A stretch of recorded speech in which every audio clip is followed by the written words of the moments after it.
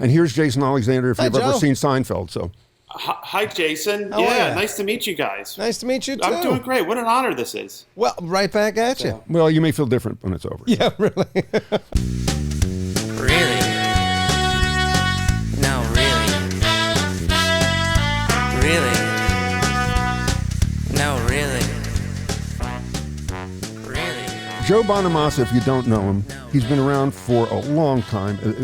The preeminent blues guitarist, but I hate saying that, Joe, because you're not just a blues guitarist. You're an amazing musician, and you're a team owner, pickleball team owner. So, Thank you. So, Joe, why do they call it Yeah, pickleball? it's kind How of- did it get the name pickleball?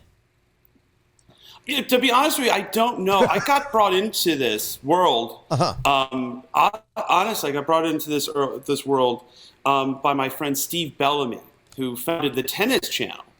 And I became fast friends with him because we're both guitar collectors. And he was explaining to me about this phenomenon called pickleball. I just thought it had kind of a weird name. Yeah. I'm like, what is it? It's like tennis, but it's smaller court, and he goes, it's rapidly exploding across the country. And about a year ago, maybe a little more, they were franchising the sport, and they were doing a league, and there was an opportunity to invest in the Chicago Slice.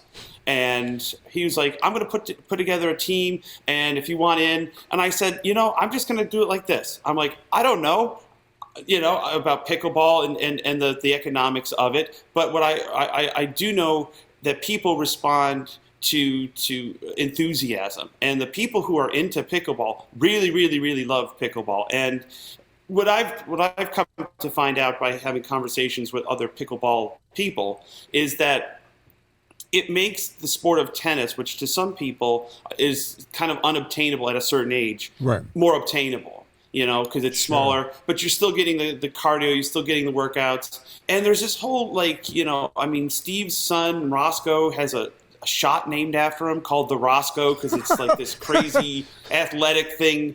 And Steve's wife, Beth, is like the winningest pickleball, player in the women's league.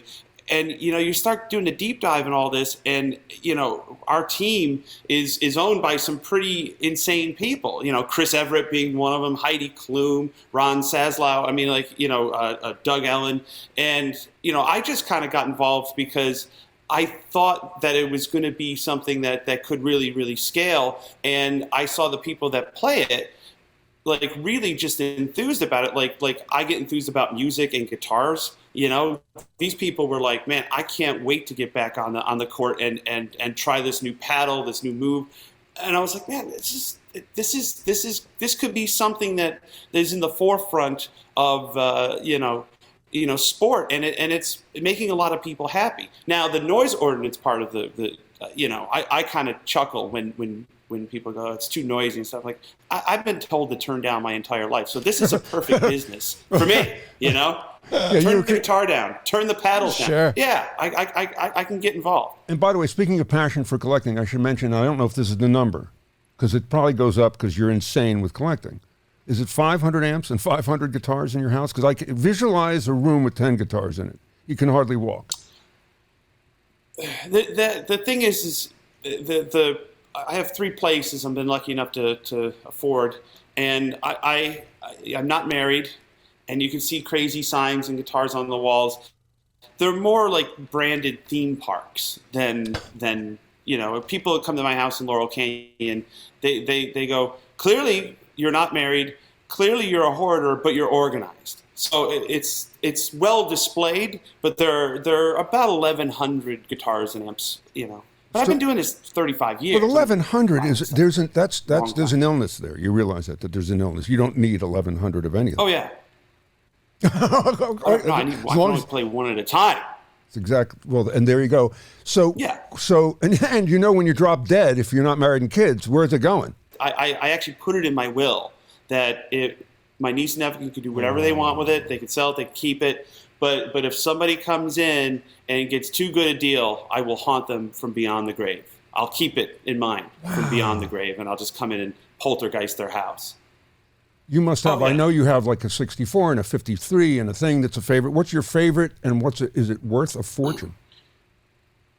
they are worth some of them are worth a fortune.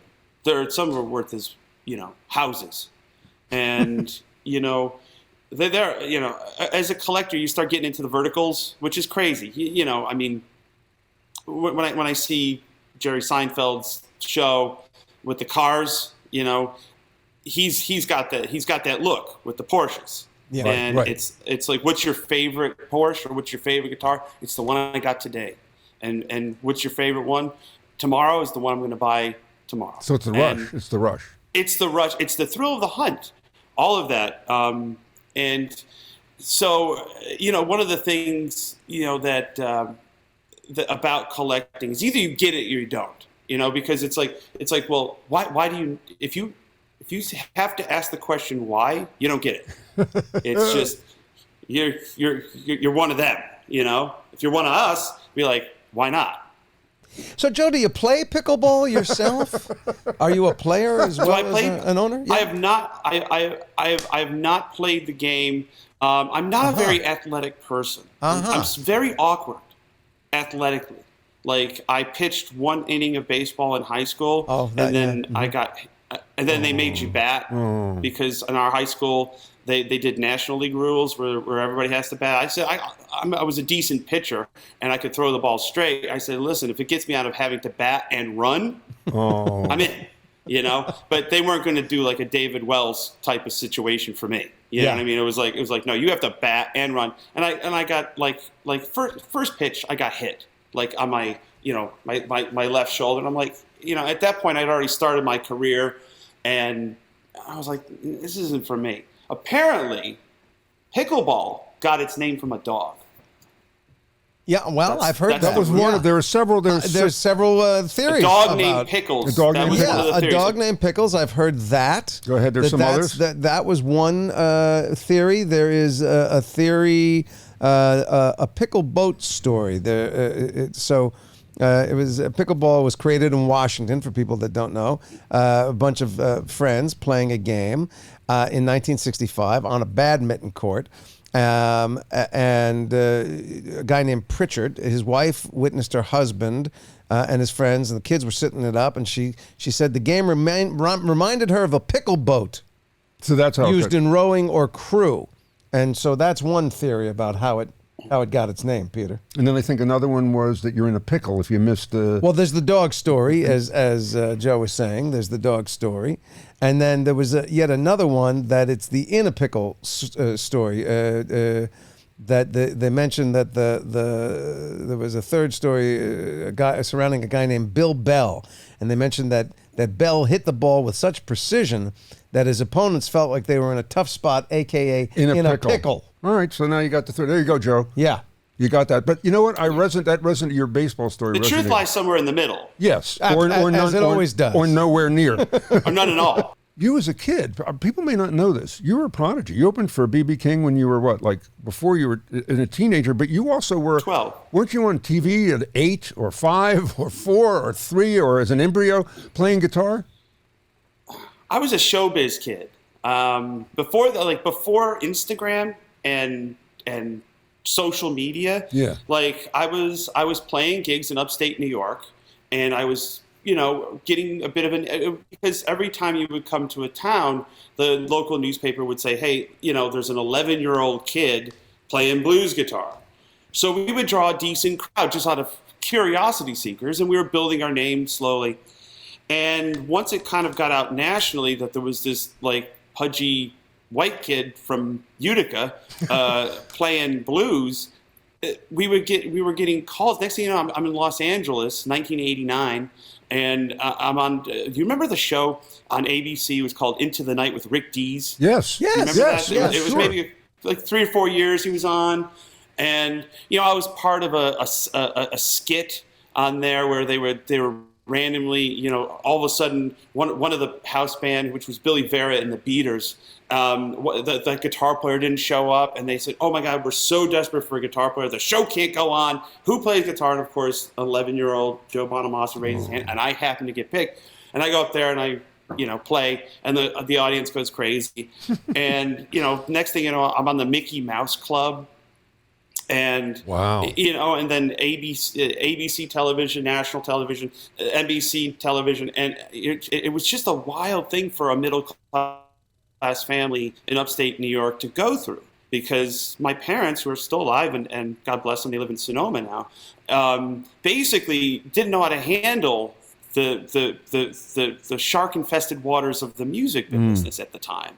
And that's when I met my manager, about 1990, and he and I have been together about 35 years, 33 years actually, and he was the only person. He was 23 at the time. He was the only person that just shot it straight, going, "It's going to be hard. It's going to be tough. We're going to try to navigate through it. You're not a pop act. You're not a person that's going to set the charts on fire, but you have talent, and people respond to it, and they really seem to like what you're doing. Now just sing." And I was like, "Oh crap, that."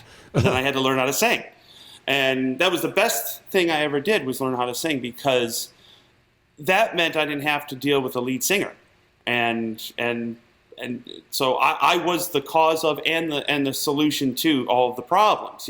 I was the lead singer and the lead guitar player, so I could basically create my own destiny and not be kind of, I don't know, reliant on others. And that's been our whole model since we started.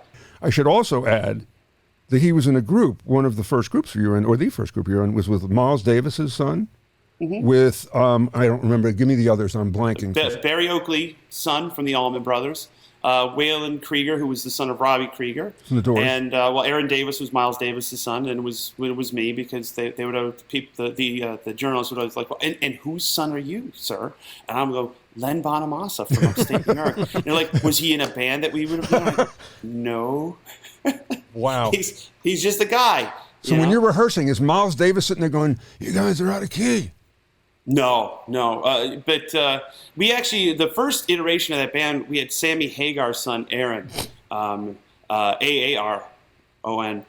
singing. And Eddie would sometimes pop into the rehearsals at Third Encore in North Hollywood. And that was a trip. I got pictures of me with Eddie, when I was like 12 or 13. And it was surreal. I mean, it's still surreal just to think about it. I'm 46 years old. I've been doing this 35 years. Jeez. And this thing has gone way past. I mean, the last mountain I wanted to climb, literally, we just did in August, and we headlined the Hollywood Bowl with the full orchestra. And I live pretty close to Hollywood Bowl.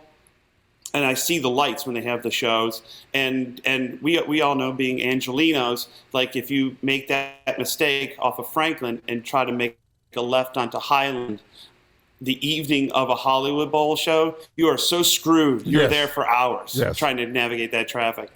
And I took such joy that evening on August 9th, Wednesday evening, that traffic and those people cursing in their cars as they drove by the Hollywood sign. I know people were flipping me off, going, "I don't know who Joe Bonamassa is, but he's effing up my life right now." For at least and I 4 just hours. love that. That's great. For like 2 hours, yeah. Just to try to get on the 101, with the worst possible thoroughfare ever. That is fantastic. Joe, there are two governing pickleball organizations. There's the International Federation of Pickleball, the IFP, right, and there's the World Pickleball Federation, the WPF, and apparently they're feuding, and I just wanted to pick your brain a little bit about the nature of that feud, and do you come down on one side of the argument or the other? Well, I to be honest with you, I don't know what they're feuding about. We are a U.S. team, the Chicago Slice, and our logo is actually a deep dish pizza. No, it's not. Who came up with that? Sure. I'm looking at it. I'm looking at it right now. Don't you go to the owners' meetings? No, I get on the owners' emails. I'm a minority owner. Okay, okay. The guy who owns the Cubs actually has the final say. Okay. He cut the biggest check. Deep dish. All right. So you don't know why they're feuding? I don't know why they're feuding. I know you were hoping to have like an expert on pickleball, but no, I think we got it. I think we're there. No, we're close. Yeah. It's adjacent. We're expert adjacent. I follow on a tertiary basis, but I don't want to get into like the thing about any business, music business, entertainment. And I actually put sports in the entertainment business because it's entertaining for the player. Yes, it's it entertaining is. for the fan. Yes, it is.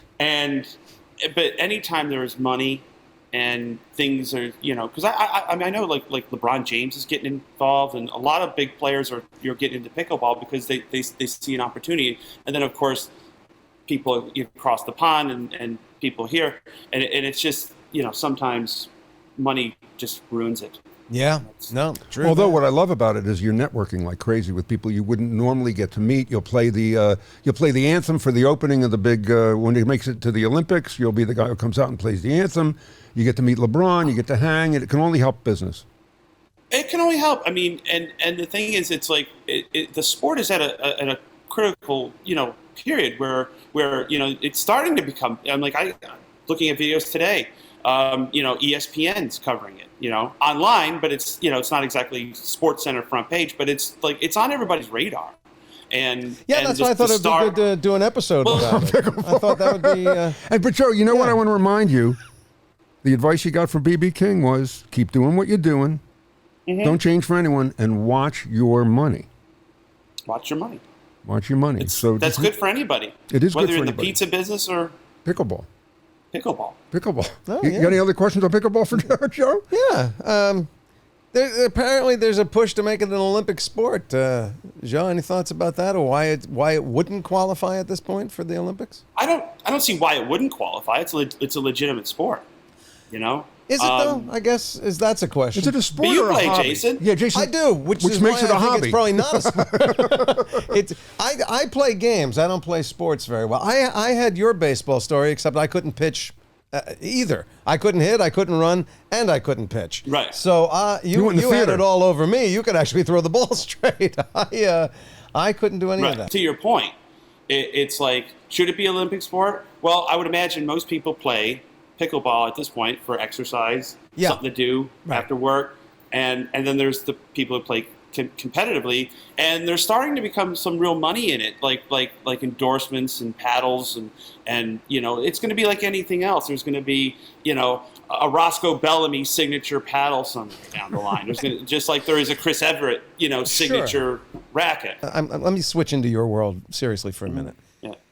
I've tried to teach myself guitar many times. I have failed miserably. I have very small hands, very short fingers. He has child hands. It's very hard for me to get basic fingerings, but I taught myself keyboard because it was a very logical instrument. I really don't understand the layout of the guitar. I don't understand why it's strung the way it's strung. I don't understand the fretboard. But you have so many guitars. The pedestrian question that I think people like me would ask is, are they really that different? Especially when you get into the world of electric guitars. I understand an acoustic guitar, different woods, slightly different shapes and sizes will make different sounds. But it seems like on an electric guitar, the string is the string. And what makes an electric guitar different from any other electric guitar?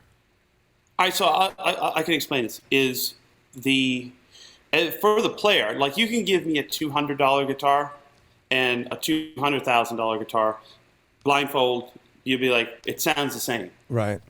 What you get from an old guitar, a classic one, is an extra 5% in the build quality. The wood's older, the resonance is better, and you do hear it, but it's subtle. Mm-hmm. I mean, I tour with the expensive stuff because it's part of the show. I know, thousands of guitar geeks show up every night, and I know they want to see real stuff. Right. So I bring it. But I know if I play a $200 guitar, and because I think people sometimes hear with their eyes. It's like if I play a $200 guitar and I have my turned around and be like, oh, he must have one of his 59s. No, I got this $200 one. And what makes guitars special is the fact that they're all different. Like, you can play a very expensive guitar that absolutely does nothing, and then the one that was built the same day is the one that's the magic. And Gibson or Fender, they didn't really have a process where they didn't have their best craftsmen. They had orders. So build this, build that, build an amp, send it out, leave on Friday, start on Monday. And it was a happy accident. I have 3 of the original Flying V's. I own about 3% of the original run of Flying V guitars. the reason why they're so damn valuable is because they only built less than 100 because it was a flop. Nobody wanted this odd-shaped guitar for $279 in 1958. And it would be a hard sell as a kid to go, hey, Dad, can you buy me this really wacky-looking guitar that you can't even sit down and play? They're not. That wasn't so. The happy accidents along the line create the demand, and also the people that used them, like the Sunburst Les Pauls. You're talking about Jimmy Page. You're talking about Dwayne Allman. You're talking about Billy Gibbons. A lot of classic guitar sounds were made with that particular instrument. Everybody just went, why? And they've been collectible since the 70s. Mm-hmm. And you know, I mean, all of the stuff that I've collected, sans the stuff I bought from Norm, like I've hunted it down in the wild. I've had some like crazy adventures, like, you know, showing up to some lady's house with a $100,000 check and handing it to her for a 57 gold top Les Paul. She gives me a big hug and a Tupperware bin full of uncooked chocolate chip cookies. And you're just like, what is this? You know? And you know, I mean, totally could have, and this thing just I found and drove out into Missouri, like right before the first gig on a tour, and knocked on the door. And that's the kind of stuff that I like, because it just gives it, you know, it just gives I buy stories. I don't buy. I was just going to say it's a story. Yeah, I don't buy. You know, my favorite kind of guitars is like I get a picture of an old guy in a hat in black and white playing it back in the day, and it's like that's the story. And I'm preserving. A lot of times, families want to sell stuff to me because they know I appreciate it, and B, that I have reverence for not only the history of the guitar, but the history of their family and the music. And I'm going to preserve that down the line. So rather than give this to your niece and nephew, why don't just give it to you? Why don't you curate? Well, that. But why don't you curate it? Then that's important. Why not curate some museum so that those artifacts don't go away and people appreciate it just the way you described it? That musicians can understand what that was. You know what? As much as I'm fascinated by guitars and thought I know a bunch, when I didn't realize that the Flying V, they only made that many. And that's what the deal was. And I never thought about it. You can play it sitting down. So no, you have to stand up to play it because the shape is so bizarre. Yeah. But then Hendrix had one, and it was a famous one, etc. I got that. But I never thought that. So that's important. Why wouldn't you want to curate something so that future generation could see what that was? Yeah, I mean, there's a lot. I mean, there's a couple of museums. There's one here in Nashville. There was one in Chattanooga. Really, really complete stuff. The Met did a huge display. A lot of it was celebrity-owned stuff, like, you know, that's a whole different part of collecting. It's like, well, I got David Gilmour's Strat that, you know, Jim Irsay, also a team owner. Yeah. He has that. A colleague of mine in the sports ownership business. Irsay owns, tell him. He owns the Colts.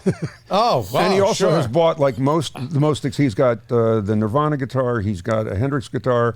He's got that Strat that was at Christie's that I actually got to hold. The Gilmour guitar that was comfortably numb and all that stuff. So major stuff, but that stuff should last and be shown to everybody.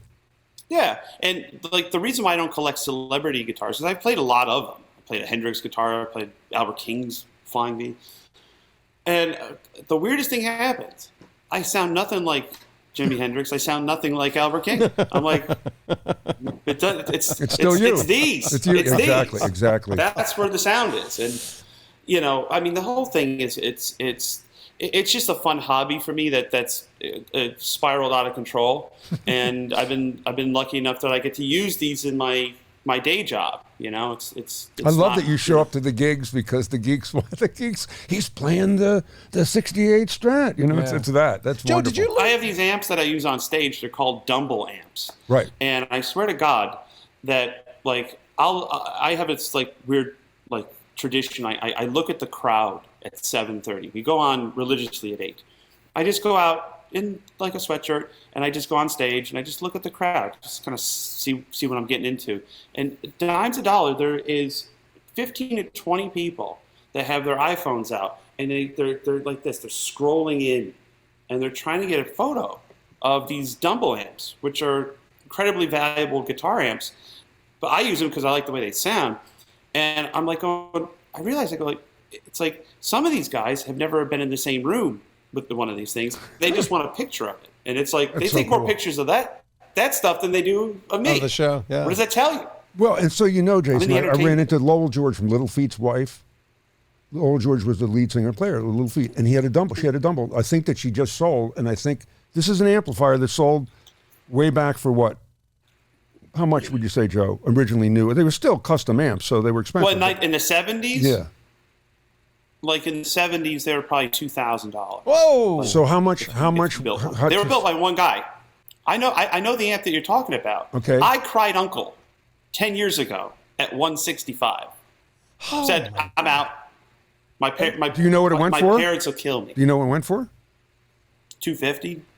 Probably more. Oh my gosh! Right, Jason. This is for an amplifier. Joe, do you have the Spinal Tap? It's a Ferrari that goes up to 11. Do you have that one? I have the bass that you're not supposed to look at. You remember the scene? Yes. Oh yeah. I have two guitars in that scene. The Flying V I bought from Norm. All those guitars were supplied by Norm. He supplied the whole lot. Wow. And I have one of the Flying V's on this you do. stand, and I have the bass 6 that he's like, don't even look at it, don't even touch it. It's never been. Joe, I know we're winding up. I just have seriously. I've sort of stepped away from pickleball for a minute. Did you pick up the thing and teach yourself to play, or did you study this instrument? I mostly self-taught. Yeah. I took some formal lessons when I was a kid, but I had back in the 80s, attention deficit disorder wasn't a thing. Uh-huh. It was like you're just scattered and all. I had a one track mind. I wanted to play Stevie Ray Vaughan, Albert King, Jimi Hendrix, Robin Trower, Eric Clapton. Wow. Okay, I was not interested in Mel Bay Book 1 or 2. I just wanted to put records on and jam along. So I would just kind of play. But what I did realize quickly, right around by the time I was 10, 11, when I did my first shows, that being a shy, introverted person, having that ability to take a guitar and play for people, it was as much a shield as it was a weapon.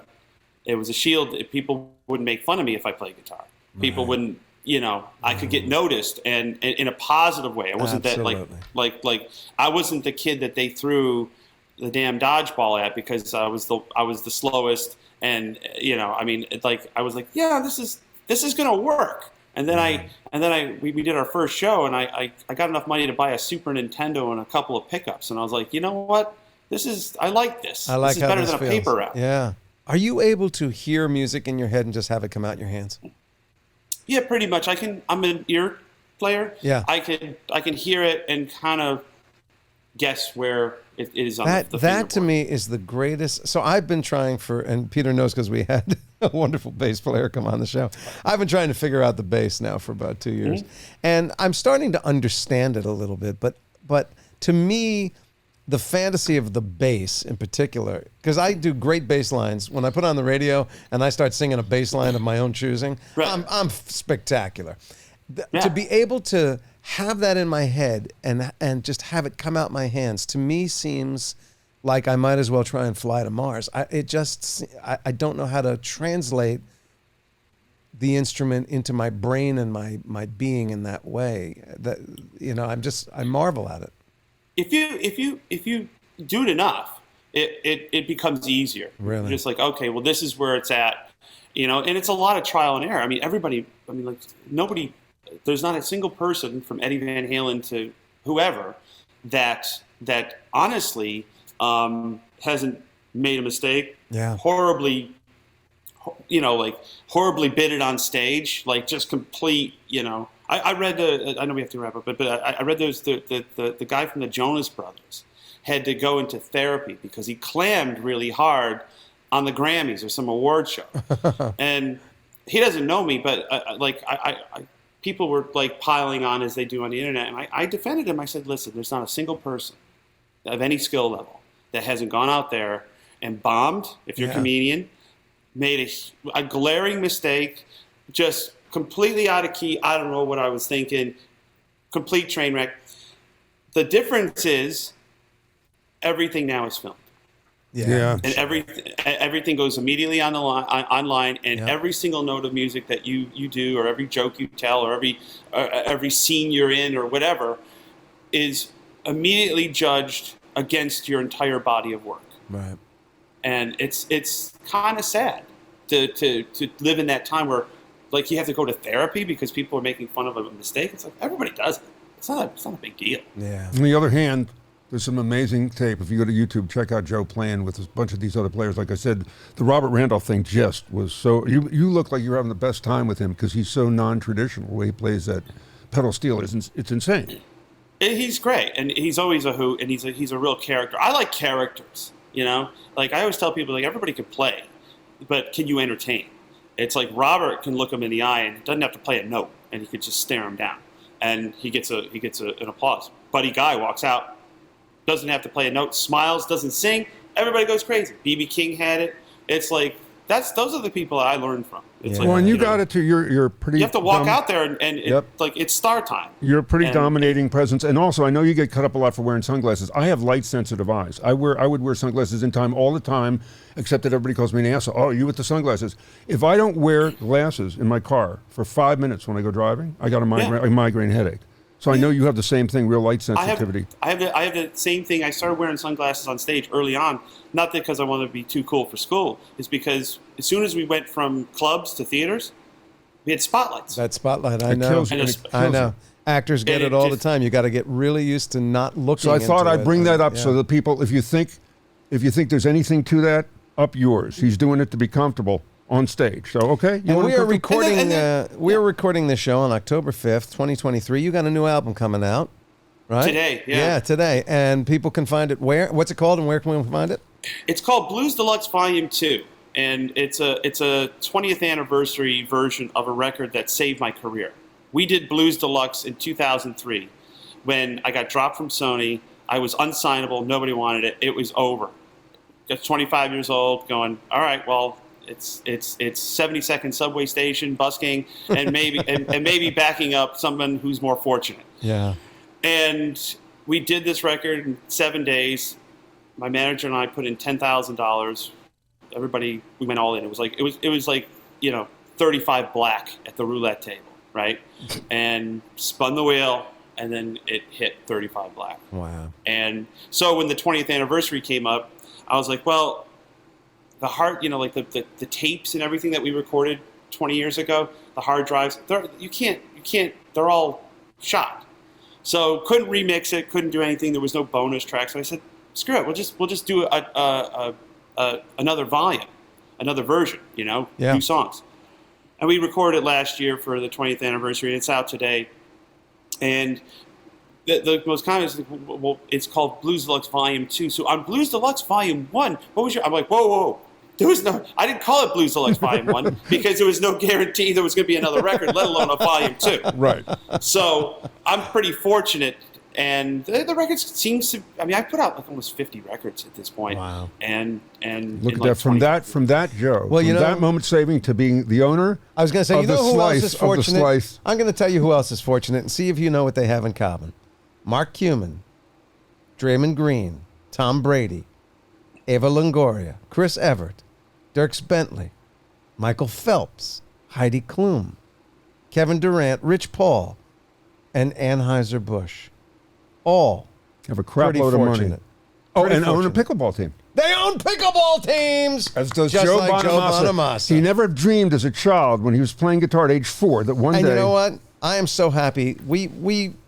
I don't think we left a stone unturned when it comes to pickleball today. Well, because I think if you're listening right now and you're Look, interested in I'm pickleball... putting away my papers. I think the source, we found the source. We went to the Round guy. zero pickleball is Joe Right? Bonamassa. Yeah. God bless us. And if I know Joe, by the way, if we've learned anything from him, Yeah. when he gets off today, he's going to say that's never going to happen to me again. I'm going to spend hours and days, forget playing guitar. Right. I'm going to learn everything I Anything didn't know about about pickleball. pickleball. Everything. Am I Everything. correct about that, Joe? in between canceling- Diet Cokes. In between We're canceling the tour. so you can study pickleball. And I'm going to study pickleball. I'm Good. going to become a professional pickleball player. Wow. God bless. I'm going to try out for my own team. So wait a minute. All Will right, you do I'll something? I'll doubles with you. Here's Joe. something I want to ask That's you. right. Next time you're out in L.A., When you're back at the Laurel Canyon house, you give me a buzz. I want will to play. meet you. We will play. You're going to say yes. It's and not I a Hollywood. played. I'm not kidding. Not a Hollywood I'd be yes. honored to play with Joe You Bonamassa. bring somebody else. There'll be the four of us. Yeah. We'll film it. We'll play pickle. We'll do the pickleball. Let's do it. The pickleball thing, and maybe we can do it for charity or whatever. But would you do that? I would absolutely do Okay, that all for right. charity. And let's do it because I know you it's love. going to cost me a lot in internet troubles. No, it's gonna not. be a- Oh, Joe, that's gonna be a see, big bill. You think they're filming Joe, when you hit a you clam gotta on stop. stage. Oh, Wait. yeah. You're still that chubby little kid. Don't go negative. Don't jump right to internet trolls. People will love us. know. We'll do it for charity. But because of who you are, let's do it somewhere where we also tie up traffic. Absolutely. Okay, all right, good.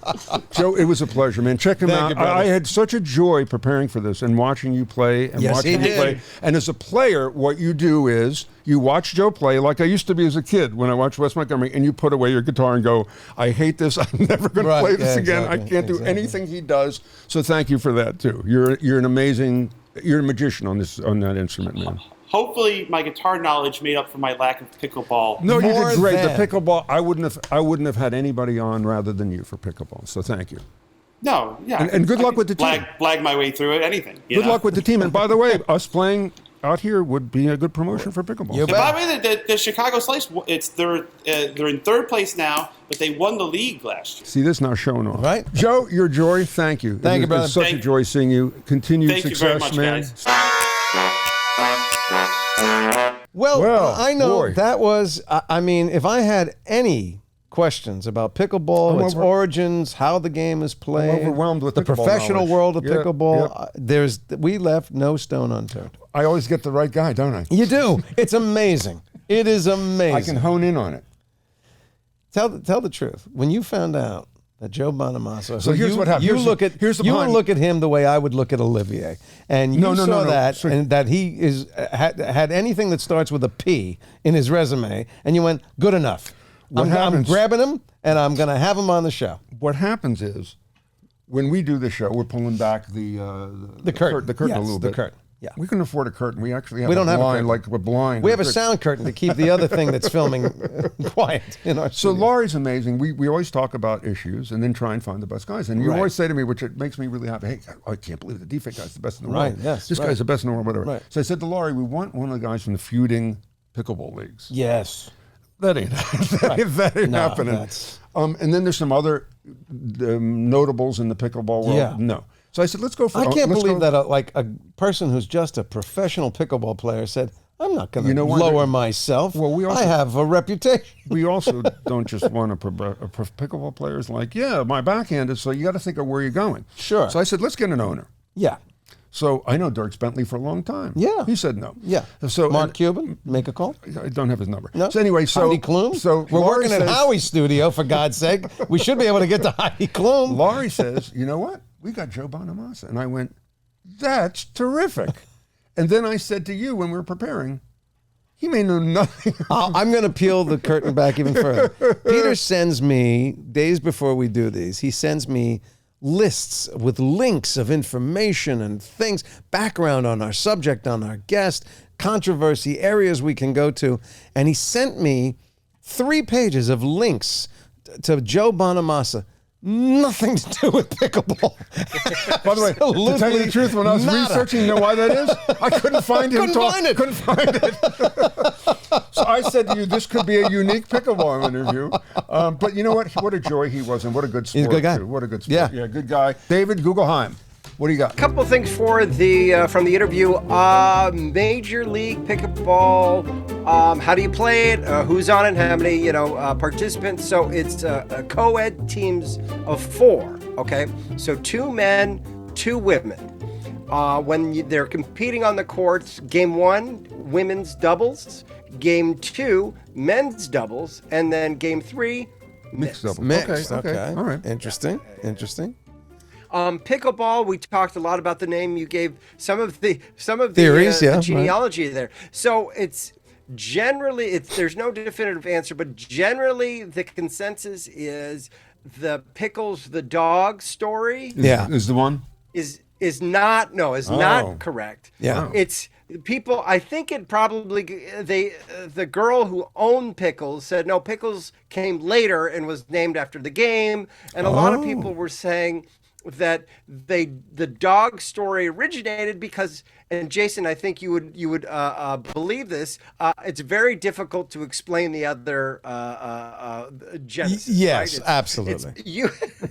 You had mentioned that that pickleball has been talked about as becoming an Olympic sport. Yes, And, yes. and many people are saying by 2030, because of the popularity here in the United States and the growing popularity around the world, it could in fact become an Olympic sport. Well, I wanted to throw a couple at you. I know we're going a little bit long, but I wanted to throw at you some, because that's sort of the pinnacle of any sport, right? Is to Olympics, yes, Sure. yes. on the Olympics. So I want to throw some out, some historical Olympic sports. Yeah. Were they or were they not Okay. in the Let's Olympics? do it. Okay. All right. Number one, tug of war. Yes. No. Ancient Greece, I bet. No. Tug of war was actually one of the original sports There you go. back in Oh, you're there, talking and- back in the olden days. Well, he back didn't in the give a way date. olden days. It was, well, I do have dates. It was actually resurrected from 1900 to 1920. I Okay, did not keep know moving, that. keep All moving, right. because Laurie's going to stab me in the neck if you don't All wrap right, this yeah. up soon. Go ahead. She has a face. Yeah, she has a face. Pole archery. Pole archery? Wait, what's pole archery? What does that Pole mean? Archery. It's a sport. The sport involves hanging a bird-shaped targets from the top of a pole and firing arrows at Yes. Sure. Sure. Yes. Of course. 1920. That was in the Olympic sports. Of course. Bird stoning. Bird stoning. No. Couldn't be. Almost got in, but didn't. Right. That is a completely made up sport that There I you just go. made up. But in the 1900 Olympic Games in Paris, there was an event called live pigeon shooting where over 300 pigeons were killed. Oh my God. Oh my God. All right. Steeplechase. Steeplechase. Yes. Yes, course, that's of an course, Olympic of course. sport, sure. Okay. Yes, it is. Yes. Yeah. Motor racing. Motor No. racing. No, that's an extreme sport. True. It was in 1900 in that Paris. It was a weird Paris Games because they had the World's Fair in Paris that year as well. So there's some strange things. Okay, a couple more for you. Pistol dueling. No. No. Are you sure? Yes. I'm pretty sure. Yes. 1908. Oh boy. Competitors donning protective clothing and firing wax bullets at one another at distances of 20 and 30. I would Oh, well, see that that sounds now. They should perfectly bring that phased. back. That I That I would like. watch. That I like. I don't Wow. like hurting the birds, but two idiots shooting at each other. No, by the way, what is your son doing? He's It's, in the you know what Olympics. it is? It's paintball. It's basically Wow. paintball. All right, That's brilliant. They're too good. They're too good. Hacky sack. Hacky sack. No. No, No. not an Olympic sport. You're correct. That is false. Last one I'm going to throw at you. No way you're possibly going to get this one correct. Solo synchronized swimming. Solo synchronized swimming? Well, it can't be synchronized if it's solo. Solo synchronized. It's not synchronized, but just by the fact that it's synchronized, who you're synchronizing with, it can't be. Or maybe it's the music. Yes, maybe yes. I'm going to abstain so that I can't be wrong. Solo, yes, I would say yes. It's synchronized to music. Go ahead. From 1984 There you go. to 1992. There you go. And how, you ever hear stone? Stupidest sport ever. Then there's Wow. stone synchronized swimming, which is stone people. Yeah. Synchronized. They don't have to play Going, what music. are you doing? They have music in their head. By the way, I thought we were going this way. I Backstroke, like the bullets. backstroke. That thing, the duel, they should The bring dueling. back. Well, that's That- paintball. I'm not kidding. I know, That's but, what that but is. not two morons standing 10 feet from each I love the 9, 10, turn, poof. I love that. And by the way, who are you practicing with? Right. How do you You practice say to that the one? wife, That's hey, I another got to one go out you in the got. back. Can we Right. shoot some? Yeah. Can we shoot Well, that some? was like the thing I used to do about Australian rules football, which has no rules. How does a father and son play the game? You take the kid in the back, you kick him in the nuts, and go, say, good game. Spend Good some game. time Walk together. it off. Look at that. We spent some time together. Well, thank you, Guggenheim. Gosh, thank you. What Joe Bonamassa, Joe Bonamassa. one of the great pickleball owners. and historians. occasionally, and the historians. musician. Yeah. Who's canceling his next tour to learn more about pickleball because of us. And hopefully you've learned a little about pickleball Yeah. and touring as a guitarist. Oh, good Lord.